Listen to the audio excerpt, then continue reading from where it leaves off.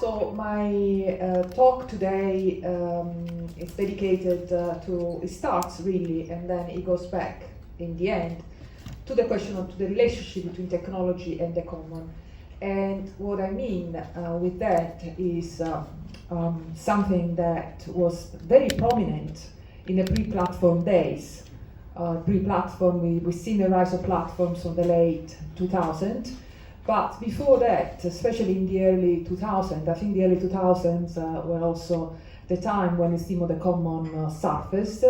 For a little while, after the crisis, the dot-com crisis of 2001, the crash of the dot-com bubble, the Nasdaq stock market crisis of May 2001, there was this sense of possibility around digital networks and the internet specifically, which was articulated especially by economists, political economists, or even people specialized in law, like Joachim Benkler, who came to the critique of the economy, of the information economy, the digital economy, which were articulated in terms of the common, of the commons. One of the early texts, such as Joachim Benkler, The Wealth of Networks, argued against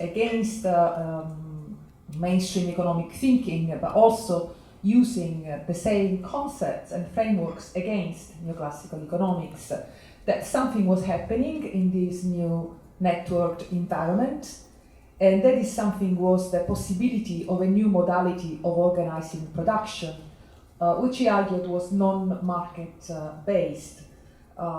Specifically referring to free and open source software, but also citing Wikipedia and other kind of crowdsourcing enterprises. He argues that this new mode of production was very much about networks, and the figure of the networks was radically decentralized, collaborative, non-proprietary, and he called it common-based peer production. So he argued that the internet, especially in the aftermath of the apparent failure of attempts to turn it into a capitalist market, presented the opportunity for a new type of economy, which was not market-based, and it didn't function even through the modality of the firm. He was not the only one talking about the rise of the common, or the return of the common. We know that economics has become a very orthodox discipline. There is no space for many dissident positions, and economics 101 starts with the tragedy of the commons, which is Gareth Artin essay about how, where there's no private property, things tend to run downhill, because nobody takes care of things if they're not invested in them by individual property. So they were contested by Benkler, but also Marxist, heterodox Marxists. So there were two kinds of heterodoxies coming in, the Marxist and the classical economics. Like Michael Hardt and Antonio Negri argue that new technologies, such as digital networks and computers, were evidence of the fact that we were living in a new type of mode of production again, where what was being put to work and created wealth was not so much centered around the production of physical commodities, but it was about the creation of languages, the languages we create, social practices, modes of sociality, relationships, and they argued that this represented a new form of the common, or a second form of the common, with relation to the natural commons, such as land, sea, and sky, which are the traditional economic forms of common. So this second form of the common, they argued, was essential to understanding not so much, as Benkler proposed, a new type of economy which was going to make market-based economics obsolete or secondary, but a new kind of labor, what they called biopolitical labor, And this biopolitical labor produced the common, produced social relationships, affects, knowledge, ideas, relationships, again, images, sounds, we can go on. And that this was the target of new forms of exploitation. Now, one of the arguments they made in 2011, when Commonwealth was published, was that this new biopolitical production, which was production of life and reproduction of life and culture and the social, with relation to the industrial mode of production, where it was capital who organized workers in the factory, and hence workers dependent on management and dependent on capitalists for the technologies and mode of cooperation, was actually much more independent, much more autonomous. The knowledge workers did not need managers to tell them what to do. They often knew more than the people who were supposed to manage them, and had the capacity to organize independently. They had the means of cooperation. So the expropriation of cooperation was a central element in the exploitation of biopolitical labor power, and it took place, they argued, at the level of information flows, communication networks, social codes, linguistic innovations, and practices of affects and passions, basically defining the kind of production that was and is still happening on digital networks, the internet, and later platforms, as biopolitical exploitation, which involved the expropriation of the common. So the common would be the basis for the kind of production that we have even today in platforms, in as much as every meme, every video, every song is actually the result of social processes. So somebody always works with previous materials and reworks it and spreads it. And this is what they argue was biopolitical production, while biopolitical exploitation involved expropriation. So extractivism, we learn to call it, private appropriation of that which is created and produced socially. Now, both Benkler and Negri and Hardt heavily relied on the topos of the network to describe biopolitical production or commons-based peer production, right? And the image of the network lent itself at a time when we had not become familiar with, now we're familiar with power laws. It was said this morning, as I've said, networks are intrinsically centralized. We know about scale-free networks, the law of networks, and so on. But at the time, we lost the innocence about networks. The image of networks as decentralized and horizontal and more democratic was actually quite common. In particular, the image of the distributed network, which we find in Paul Barron's 1962 on distributed communication networks memo. It was a Rand Corporation memo, which is said to have given some of the fundamental ideas about packet switching protocols for the internet. Now, instead, we've seen just a few years later from Hardt and Negri Commonwealth, a designer, or he was trained as a designer, theorist of design such as Ben Bratton, could say that we need to switch our understanding of technologies away from this horizontality of networks towards the verticality of platforms, of the stack. I don't know if anybody, all of you are aware, I'm sure some are, that his image of the stack, so this layering, this representation of networks as ad hoc assemblages of layers, which go from the most earthy to the most social, maybe. I think he places the social at the top, right, with the user. It's a conceptual invention, but which is inspired by the fact that even the network image the internet is itself always had this vertical element. It was organized by the OSI stack according to physical layer, transport layer, and application layer on top. So there is an actual vertical organization of digital networks which preceded the age of the platform.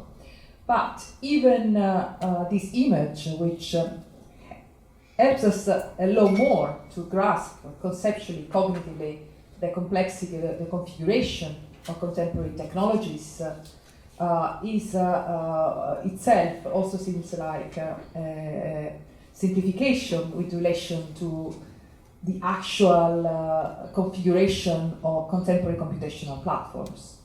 So we had work of artists, designers such as Vladan Joler. This is this Facebook algorithmic factory diagram, which is one of his attempts. He also made another one with Kate Crawford about AI. One of his attempts to visualize, to construct diagrams of contemporary platforms, the ones that started in the late 2000s and then become more and more, they've expanded really, they become more and more complex. In this case, they have become more and more complex. They've added more and more elements on the original kind of website structure. They moved to apps and then cloud computing, back-end, front-end, API, protocols.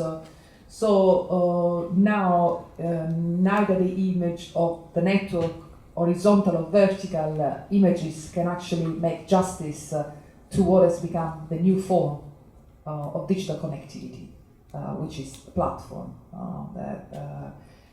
At the beginning, there was talk about the web as platform, but then the platform, which was a term, as we know, that came from the also other technological histories. The most famous of which we had the VCR, Betamax platform in the age of video. Then we had Sony and Nintendo platforms. So the platform, Tarleton Gillespie has done some really good work on this, was introduced as a term because he was effective in communicating different things to different audiences, right? So for users, you have a platform where you can speak.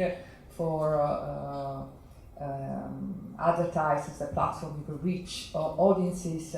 So the name is platform, but the reality is much more complex configuration of technical element, which can be considered a technical system, which in its turn composes with a technical system.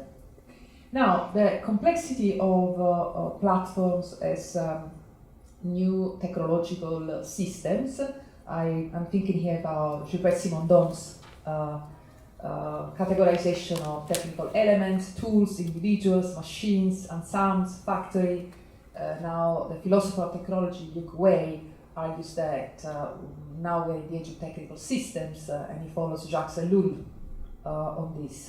So these are, he calls them a kind of organizing inorganic system, because the inorganic systems that are starting to organize life actually have started to become not just technical system, they are not even social technical system, but they becoming also the points or the systems where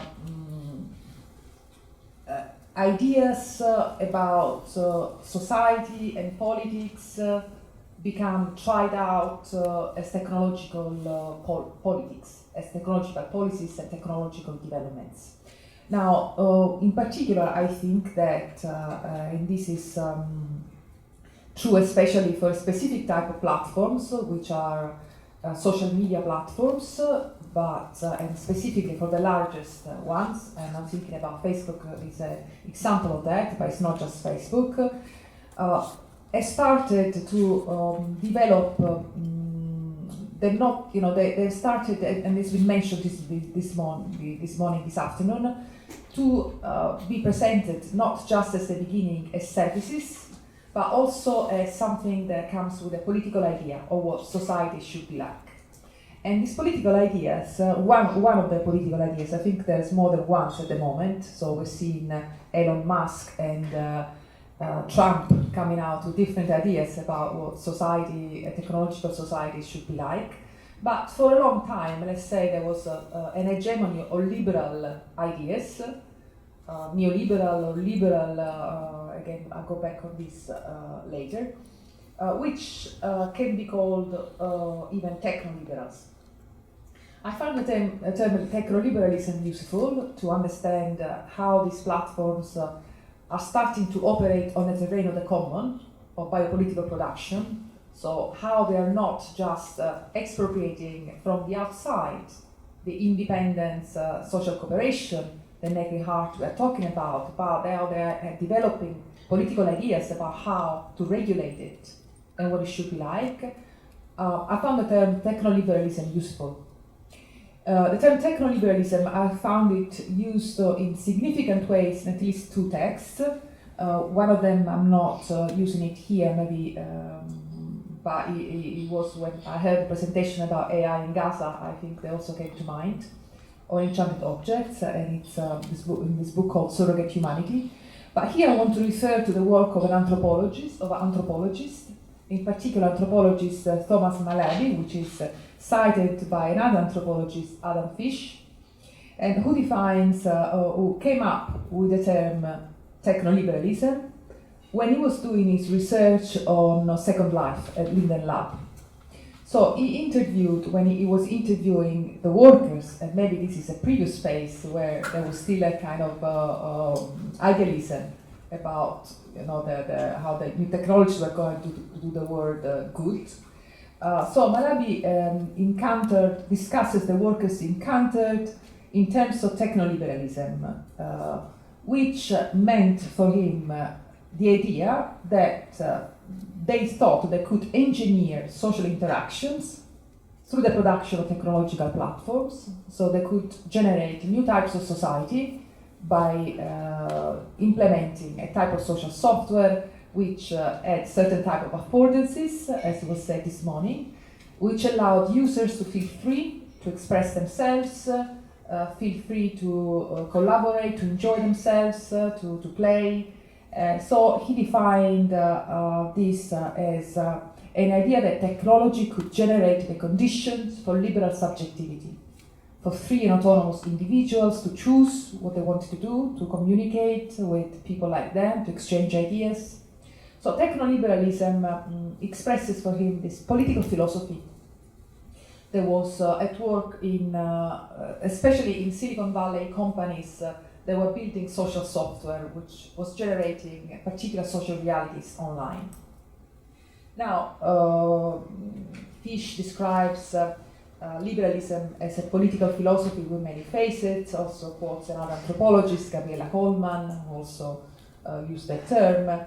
But I think that what I find myself more attracted to is a more genealogical approach to the question of techno-liberalism. So you can consider it a political philosophy, so an idea, or I think those of us who have been hit like a train by Foucault's lectures in the early 2000s, because the issuing of these courses was something that standards, because everybody thought they knew Foucault by then.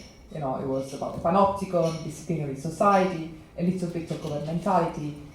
We were hit by these new genealogies that he presented in two courses, the Collège de France, which were dedicated to liberalism and neoliberalism.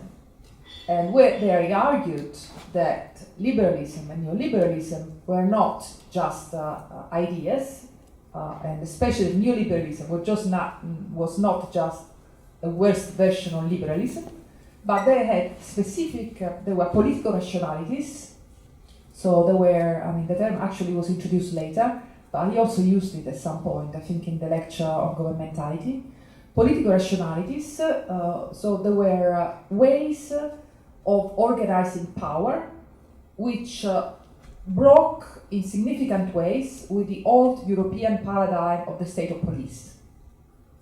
And the state of police was obviously about the kind of authoritarian forms of control of subjects, sovereign subjects, which function through the law. So the sense we've seen a return of that, and not just biopolitics in the COVID crisis, function through the laws and tried to eliminate completely dissident behaviors or evil. So try to construct artificial spaces where all evil would be eliminated and control every aspect of life. So he argued that liberalism emerged as a break with the state of police, in as much as it introduced the idea that you needed to have freedom, especially economic freedom, because the economy without freedom could not function. So it was a kind of natural phenomenon that needed to be left to spontaneously regulate, which necessitated not just a laissez-faire politics, but a policies of minimal intervention. So you needed to limit your interventions to the minimum that was necessitated to avoid that a certain phenomenon just went out of hand. So you needed to not to eliminate crime completely, but to keep it on a certain threshold where it didn't constitute a threat to society. And that was the main idea. Obviously, people have argued that Foucault forgot that the state of police and biopolitics were very much at work in the colony space, which was a space of total violence, where this kind of minimum regulation did not apply. So this was something that the critique of Foucault has been moved later on. So the book helped to the courses which were not meant to be transcribed and published according to Foucault's will, helped to establish the idea that one could look at liberalism and neoliberalism as technologies, so as techniques, and to see also clearly the difference between the two of them. And one of the differences concerned the ways in which neoliberalism changed the definition of the market from exchange to competition, and extended market mechanisms to all areas of life. Now, many people, at least I think there's a dominant tendency, has been to treat platforms as neoliberal, as example of neoliberal kind of governmentality. Thinking about the work on algorithmic regulation. But I think that that's not an accurate description. I think that we're still faced with a variant of liberalism, but it's not neoliberalism. It is something that is recuperating all the elements of the liberal tradition, especially in the case of Facebook, or Meta, I should say. And specifically, I think that this techno-liberal ethos, which was a political philosophy in the second lab age, became much more active principle of regulation and implementation after 2016. This happened because, in spite of its attempts to present itself the largest of the social media companies, which is Facebook, which was the one that was especially targeted. Of course, there had been the NSA scandal and hit everybody, but I think the Cambridge Analytica scandals was worst, especially in the USA, which is where the company was located, because it put an end to the idea that somehow this company was upholding that they were neutral mediators. So they were just providing a service, and people were just using the platforms to do all kinds of things, and it was not their responsibility to actually regulate what was happening. But they were also leaving the API open, or the data was open to anybody who could use it. So the whole rhetoric of openness, the commons, was something that was still at work in the early version of Facebook. So what happened instead was that they were exposed as having let this company work with users' data to do targeted advertising, and the target, that became in area in Gaza has become a real target. Is already as an idea part of the whole marketing at work in these platforms. And they were called to testify in Congress, And it was not just about data, it was about, they very quickly, after a period where they were everybody's darling in 2011, very quickly, it was all about how you allow people to stream live violent acts, you allow all kinds of toxic content, it's polarization. So I think that this moment constitutes something like a call to governmentality. So they were basically asked, either you kind of put your act together, either you regulate yourself, either you start doing something about what happens on your platforms, or we're gonna do something serious about it. And it would be, we're gonna break you down. We're gonna use the anti-monopoly law and say you are an anti-monopoly law in the United States and hit hard already in the past. I'm thinking about the telephone industry. AT&T, Bell have been broken up. So it was a serious threat. So I think that this call to governmentality is something that big tech is in many ways somewhat interpolated in Aristotelian terms. They're interpolated to become responsible for what they do. I think it works differently for different sectors, such as when it comes to companies who are mainly regulating or operating with workers, such as Amazon. They are more or less left free rein. Okay, do what you want.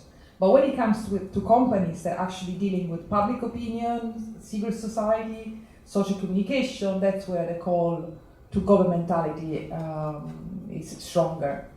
So one example, I think again that Meta has been the company that has mostly felt engaged in its attempt to provide both techniques to regulate the flow of content on their platforms, but also to articulate a public discourse about it. So one of the earliest reaction was this idea of global community. So 2017, I think, right after the call to Congress, Zuckerberg and the whole, they started touring the United States, but also the world, going to Africa, talking to people who use the platforms, asking them what uses they were putting them to, and hence they came up with this document and with this summit in Chicago, where they basically said, we are not just connecting friends and family anymore, we understand we have a public role, so we think that there's no longer a mediation between individuals and their families, to go back to Thatcher, and the state, but we need mediating institutions, and we think we can build this mediating infrastructure between users, individuals, and their friends, and the state. And the form that this infrastructure is going to take is community. So we're going to build a global community. We're going to, what did it mean in practice? We're going to give more tools we're going to invest in groups and not just in social networks. So it was an announcement was they're going to invest in groups. We're going to give the group admins more tools to regulate groups, and in this way we're going to build this harmonious, cosmopolitan idea of global society built around this community management. Now, if you look at some of the 1990s writings about where sociologists were actually looking at a shift from neoliberalism to neoliberalism, such as Nicholas Ross, who was one of the main exponents of sociologist governmentality studies. So they took up Foucault. So what Ross was saying at the time was that there was something was going on. One of the ideas that had informed Western, what we call the developed world forms of government, again quite limited, right? Had been this idea of the social, or the idea of society. So for a century, we had governments that acted in the name of the social, that took the social and society as plane of references. But in the 1990s, and he quoted Baudrillard on the death of the social, say starting from the late 1970s, which was when Baudrillard wrote at the end of the social. What you had is the new language of community that was becoming much more pronounced, and that community rather than society was becoming the new specialization of government. Now, the language of community had of course been taken also by social movements. Community activists had also rejected the power of the state as a disciplining power, had introduced the language of community. But the way in which it was used was here, so took up that tradition. Why communities were more apt to this new mode of government, because unlike society, national society, which is coming back, right, the form of the nation, Adam Smith said, and the other, Adam Ferguson, civil society can have many forms, and the nation can be one of these forms. So the idea that all individuals belong to the same nation, they're united by customs and language. This idea of civic society as the nation was decomposed in plural communities, heterogeneous, linking individuals, families, and others into shifting assemblies. So you can only be part of one national society, according to the classic mode, but you can be part of many communities. So this was one of the appeals of the notion of communities in a neoliberal world where the global markets were undoing the homogeneity of the national economy. Right? So you could have the big cities as hubs, in the UK, right, where London literally at some point had extracted itself from the national territory, but the same for other global cities. And that also maybe explains Brexit as a kind of reaction against this feeling of this disconnection. So one of the reactions was to use community, so which I think is also a way, again, to neutralize this common production, this sociality that was appearing in networks. But community, I think, is certainly a tool of government, of platforms, and I think this goes beyond Meta. It's a very general language that characterizes all forms of social software on the internet. I don't know if I think I'm in a good audience. If there are exceptions, you can tell me. But I was looking at Reddit. Reddit is all communities.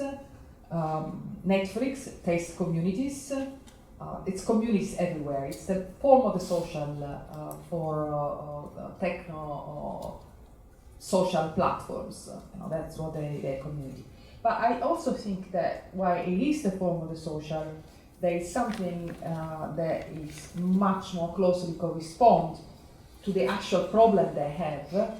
It's the problem space. And it's this idea of that they're facing, they would like to face, or they prefer to think about their platforms as composed by all these communities who peacefully interact within themselves and live together with others.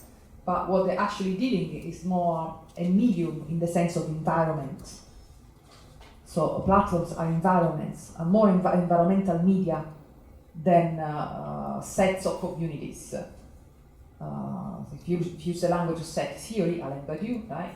So the platform becomes the zero set, which all the smaller communities are part of. But there's no, it's not set theory. It's much more like chaotic, fluid medium where, which is also an aspiration when Meta was launched. And I agree with what was said this morning about Meta being also kind of internal exercise in hegemony. People like James Muldoon, who's a well-known, who's been writing about electoral socialism, I think as well, says, what is this? Is this aspiration by platforms to become the invisible medium that permeates existence? And medium is that's an interesting genealogy. That's a medium which has taken me to understand the way in which the term medium was introduced by Newton and the Newtonians as the medium of transmissions of light, it's like the ether, and then it became taken up by the French when it became the milieu and became the environment, And so there is a very strong relationship between medium and environment. In fact, if you think about it, if techno-liberalism is a governmentality, what is its territory? It's not a physical territory, although it has to relate to a physical territory.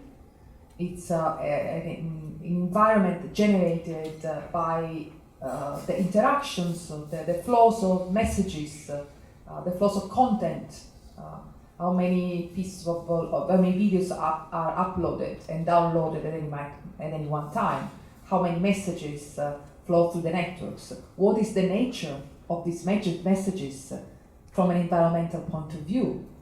In a techno-political environment, do they represent a threat or a value? You know, there's always in a networked environment, that is one of the problems that platform owners have. And any piece of information that is transmitted could be something that could be monetized at some point, or could be something that threatens the stability of the platform. It could be a piece of violent content, it could be a conspiracy theories that, or something that governments are going to disapprove of, or they're going to target them and say, why do you let this content on your platform? Why do you take these accounts down? Why haven't you checked that terrorists are using groups on your platforms to communicate? Why aren't you doing something about lynch mobs on WhatsApp, right? So any communication event continue as this double identity, as Brian Massumi argued when he talks about environmental governmentality. This non-linear transversal phenomena that could transform into a source of value, economic value, money, or could transform into something that is potentially dangerous. So beneath the language of community, they have to deal with this environmental governmentality. And this is something that Ravi Sundaram also caught in this essay so we had a conversation with Ravi Sundaram about that in his post-colonial sensory infrastructure, when looking at Delhi and the transformation of the city of Delhi through this technological infrastructure. He argued that media has become the infrastructural condition of living, rather than existing as distinct regulated sites like cinema, theater, or a celluloid. And that's what we call the affect-driven modernity of contemporary India. Now, another component of this techno-liberal governmentality, so their attempt to reconstitute a territory of government which is environmental and where community represents some kind of surface, that can be used to produce the peace that they are actually looking for, because I think what they're looking is for some kind of stability, right? To stabilize the platform, to avoid the platform being taken over by spam, junk, conflict, to become untenable. So it has to be kept in this kind of metastable state to grow. They also had to reinvent a knowledge of the social, a modern knowledge of the social that neoliberals have actually taken a long time to demolish. The writings of neoliberal thinkers such as Hayek and von Mises are full of attacks on the social. It was like one of their targets. So they say that sociologists had invented the social. The social did not exist. It was a kind of knowledge that was made up. They compare it to the performative knowledge of the market, where they needed no economists to tell the price of a commodity, because there was something that was achieved in market exchange, while sociologists made up the social, made up this collective structure of oppression. And in order to govern these platforms, they had to start to deploy data. So the use of data and forms of algorithms that were data-driven, that is machine learning, became necessary. Because how could you regulate and minimize disruption, potentially dangerous content, and amplify and keep content that could produce traffic and engagement in ways that could be monetized by different actors without data-driven machine learning algorithms? I mean, that's been the solution the technological solution, which also of course generated more trouble. But what is interesting, I think, in this development is that this coupling, as Patricia Clough and others argued in the ecological term already in 2014, is not only that it has generated a new ontological sociality that she called the datalogical, but which has done so by recovering a whole tradition of sociological methods and statistical methods which belong to the age of the social, right, to the 19th and especially 20th century. So statistical models used by eugenicists, correlation. Correlation is a eugenicist technique, but also homophily. Wendy Chun has done some wonderful work on homophily as a parameter, algorithmic parameter, which comes from social research on sociologist research on social housing in the United States, especially non-segregated social housing, so about preferences expressed by people who lived in social housing about whether they like or not liked living with black people or white people, and how the homophily was extracted only from white people's answers to the survey, while black people's answers were disregarded because they were non-segregationist.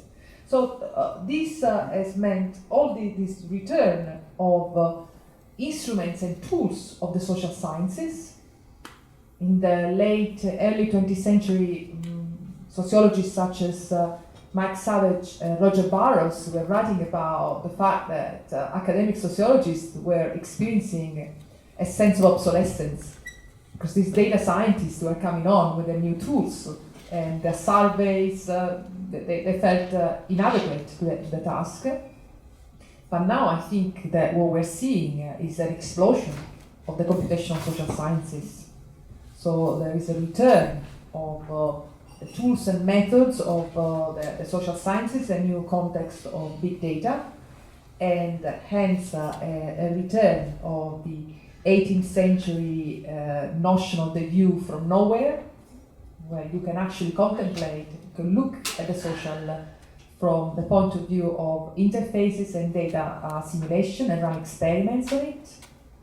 So I just was made aware of the existence of silicon subjects, where kind of computational social scientists use large language models as surrogates of actual people, where they can interview them and get results which they say they are remarkably similar to subjects provided a data set that was used to train the large language models.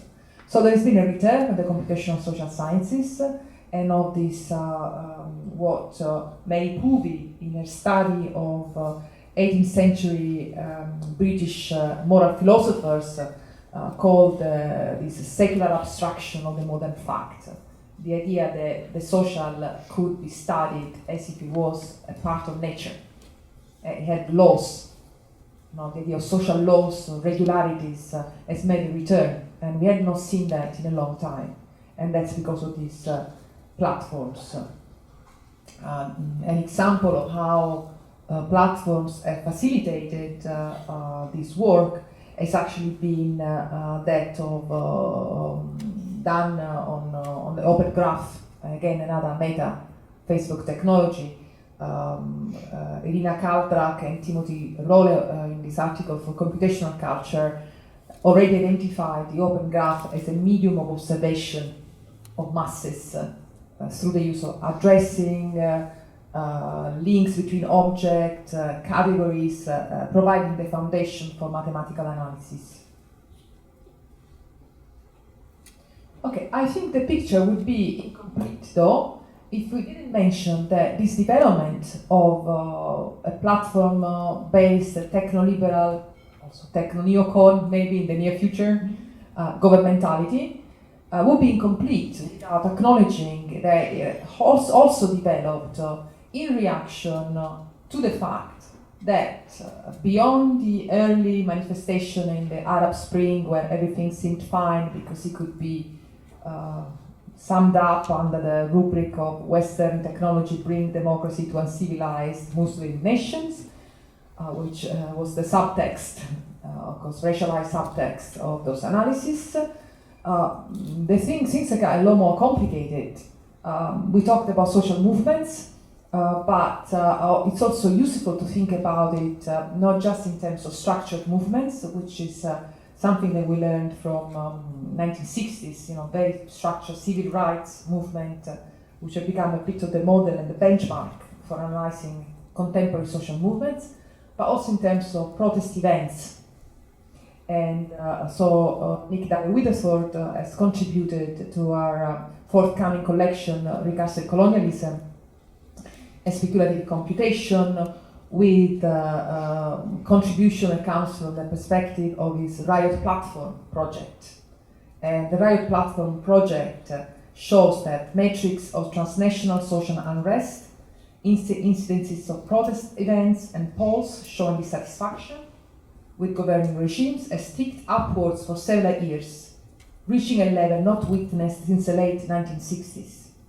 So they might not have the form of traditional social movements and fail with comparison to them, but there's an intensity, and we are witnessing it. We started with that, and frequency of these protest events that has really been unseen since the 1960s.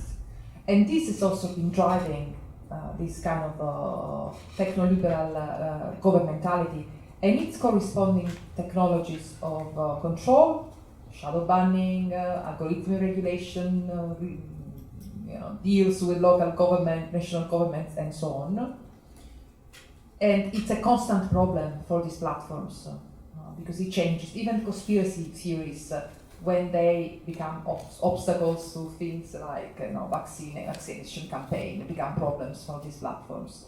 So this is an important consideration as well, but also one that should be made by considering, and I'm almost finished, by considering that it's not, again, we should not use the 60s as a benchmark. It's not this triumphant rise of protests and uprisings, but it's a much more complex, I don't know even if it's more complex, just maybe different. You don't just have feminist, anti-racist, anti-colonial movement, but you also have reactionary movements on the other side. So this is something, again, and the Riot Platform project is called the relationship between riots and counter-riots. So citing the 6th of January, storming of the White House as an example, but we also seen right-wing groups actively organizing, well-funded, as it was said, on these platforms. And Jack Bradish, in his book on microfascism, where he looks at the manosphere, describes in terms of the movement of backlash, using Susan Faludi's term. So you have Me Too, you have Ni Una Menos, and then you also have this kind of, you have Black Lives Matter, and you have White Lives Matter, you have, movement of men shutting down women on the internet, and this is, a very much at odds with the language of community management, and it's much more. It gives much more a sense of what is at stake in this environmental problem that they have with platforms as media, environmental media. So I'm not going to go too much into details, but I would like to suggest that we also introduce in our assessment of political events, protest events, as part of the way in which platforms are dealing with a common that is not community-oriented, but is actually very much agitated by social struggles, is by using also concepts such as infrapolitics, introduced by Robin G. Kelly in his work on culture politics and the black working class. So they're not just large social movements, but also very much more mundane events of resistance and contestation and arguments, and when you always have to watch your language because you risk to be banned, so you have to work around the algorithms to have this kind of clashes. And also I'm thinking about Stefano Harney's notion of general antagonism, as something that is very much constituent of the being in common that we have today in platforms. And then, maybe I'll just close with this, that the question of the common in the last 10 years has become much more dense. It has escaped political economy, even Marxist one, and economics. The being in common as a question of proximity, as Laurent Berlant put it in a critique of the common, it's become much more about social struggles, questions of race, class, gender, sexuality, which have come to colonialism, which have come to agitate networks. So is it a concept which is part of the the structural crisis, systemic crisis that we are dealing with, and that, as late Venn, a friend and dear colleague, argued the alternative to a politics of the commons is a descent into barbarity at the moment. So trying to understand how to have a being in common in computational platforms which is not constantly neutralized and brought back to an artificial peace in order to provide monetary value to large corporations, needs an engagement with what it means to construct a common out of such deep systemic relations of oppression, exploitation, and conflict, between dominant and dominated social groups, which are a constant source of problems and upsetting of techno-liberal governmentality. Thank you.